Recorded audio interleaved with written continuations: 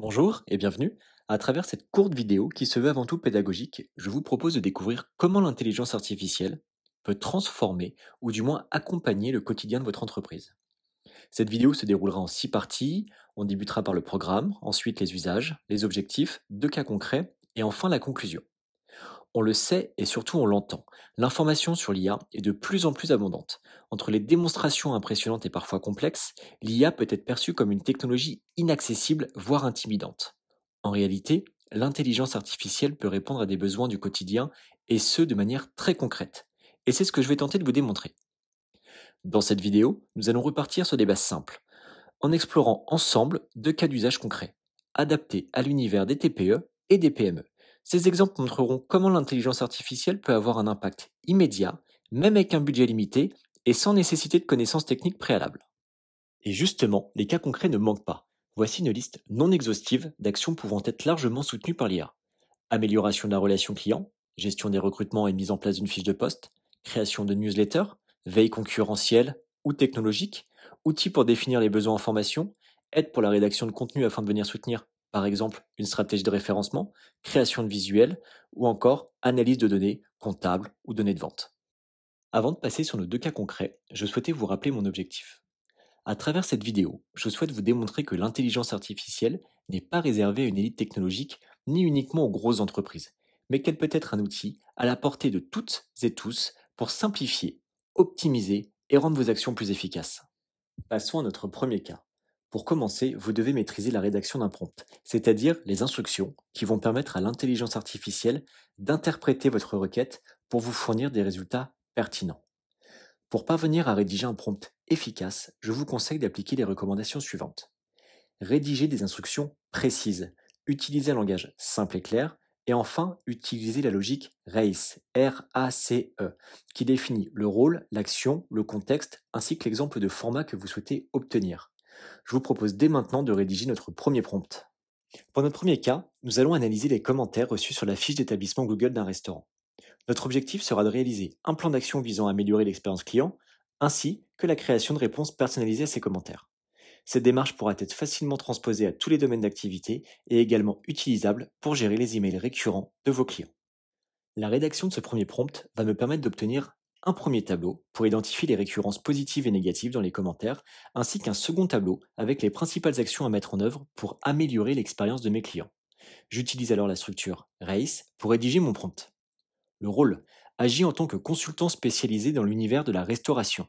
L'action analyse les commentaires reçus sur la fiche d'établissement de mon restaurant ces 3 derniers mois afin de mettre en place un plan d'action visant à améliorer la satisfaction de mes clients et la notoriété de mon restaurant.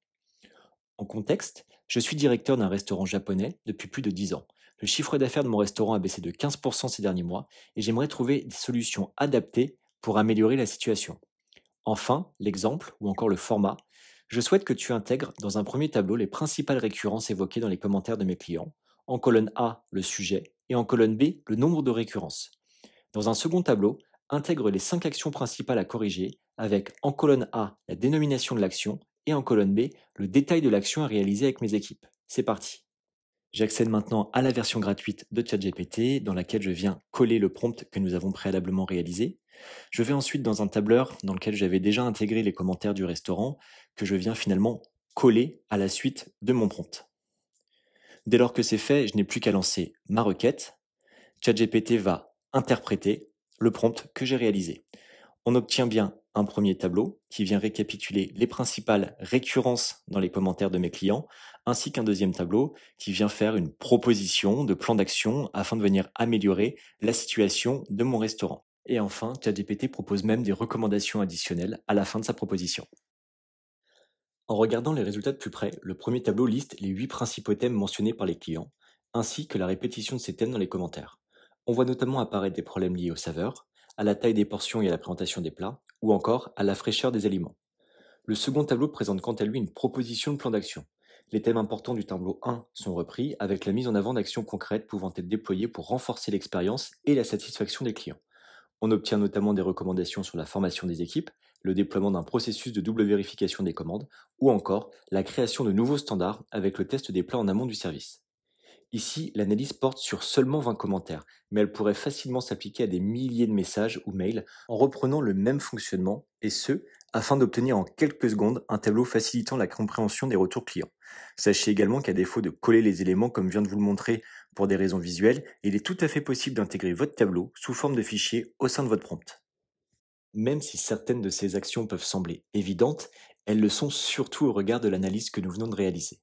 Appliqué à un volume très important de messages, imaginez le gain de temps et d'efficacité que vous pourriez obtenir. Vous pouvez maintenant demander à l'IA d'aller plus loin sur certains points en réalisant un nouveau prompt. Dans notre cas, nous allons à la suite de ces résultats demander à l'IA de rédiger des réponses personnalisées à chacun de ces commentaires avec le prompt suivant. Rédiger une réponse personnalisée pour chacun des commentaires dans un tableau avec en colonne A le numéro du commentaire et en colonne B la réponse à apporter. Utiliser un ton bienveillant et affable, montrer notre sérieux et notre engagement pour améliorer l'expérience de nos clients, inviter les clients à revenir afin de ne pas rester sur une mauvaise expérience. On lance la nouvelle requête et on obtient le tableau suivant avec les réponses prêtes à être intégrées dans votre fiche d'établissement. Il est important de noter que vous pouvez demander à l'IA d'adapter la tonalité des contenus générés. Un restaurant n'utilise pas le même ton qu'un cabinet d'avocats qui n'utilise lui-même pas le même ton qu'une société de transport. Il est donc nécessaire de venir compléter notre définition du prompt, avec premièrement l'ajout de la notion de tonalité et les besoins de l'adapter en fonction des usages, en indiquant ses besoins dans le prompt, et enfin la possibilité à l'issue des résultats de pouvoir reformuler un nouveau prompt qui pourra être complémentaire du premier pour obtenir plus de détails ou tout simplement pour repréciser sa demande avec l'ajout de nouveaux critères. Passons maintenant à notre second cas. Alors que dans notre premier exemple, nous prenions le rôle d'un restaurateur, je vous propose cette fois-ci de prendre la place d'une société de motoculture commercialisant du matériel majoritairement à destination des particuliers.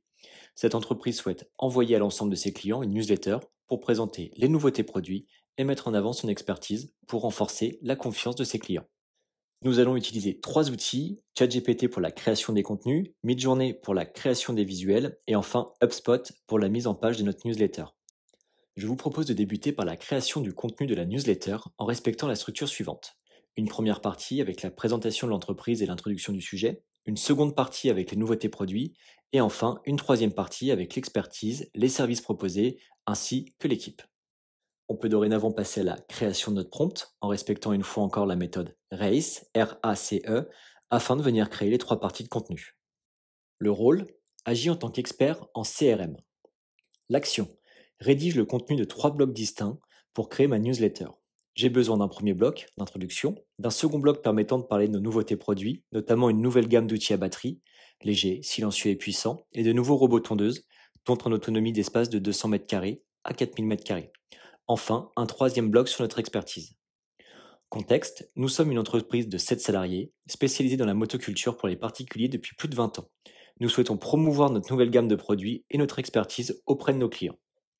Enfin, l'exemple, réaliser du contenu à destination d'un public âgé entre 45 et 70 ans, passionné par le jardinage et exigeant, contenu court et impactant. J'intègre donc mon nouveau prompt sur ChatGPT et j'obtiens le contenu souhaité avec le bloc 1, le bloc 2 et le bloc 3. Je vous propose que nous mettions de côté ce contenu pour passer à l'étape suivante.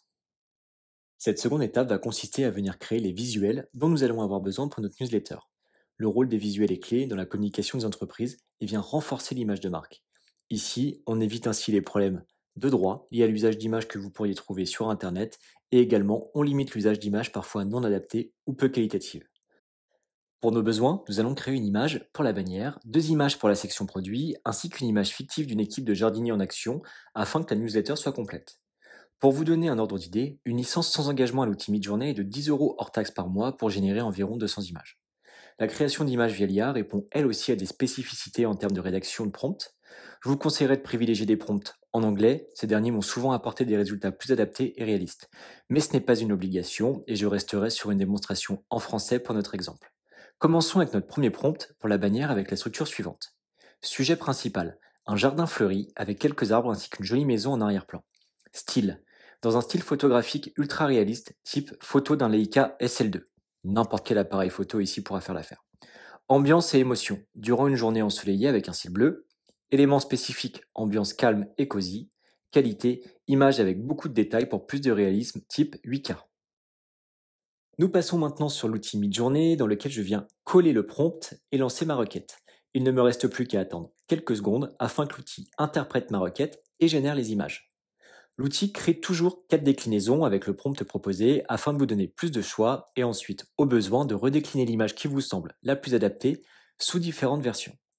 Nous n'aurons pas l'occasion de le voir ici, mais il est également possible de choisir le format dans lequel nous souhaitons notre image et après création, il existe un menu additionnel qui permet de venir améliorer certaines parties de l'image afin de l'adapter à vos besoins. Nos images apparaissent maintenant dans les différentes déclinaisons. Nous obtenons alors 4 images avec plusieurs variantes, notamment dans le style de la maison ou encore dans le type de fleurs du jardin. Vous pourrez ensuite générer un nouveau prompt plus précis ou ajouter davantage de détails afin de venir améliorer les rendus. Finalement, voici les quelques visuels que j'ai sélectionnés pour la bannière de notre newsletter. Pour nos images produits, je reprends le prompt de notre bannière et j'ajoute l'intégration d'un robot tondeuse sur la pelouse. Je lance ma requête dans Midjourney, tout en ayant, comme vous le voyez, préalablement changé le format pour une forme carrée qui sera plus adaptée à notre newsletter. J'obtiens ainsi mes 4 déclinaisons avec différents angles et différents arrière-plans. Et enfin, voici les quelques visuels que j'ai sélectionnés pour le produit 1.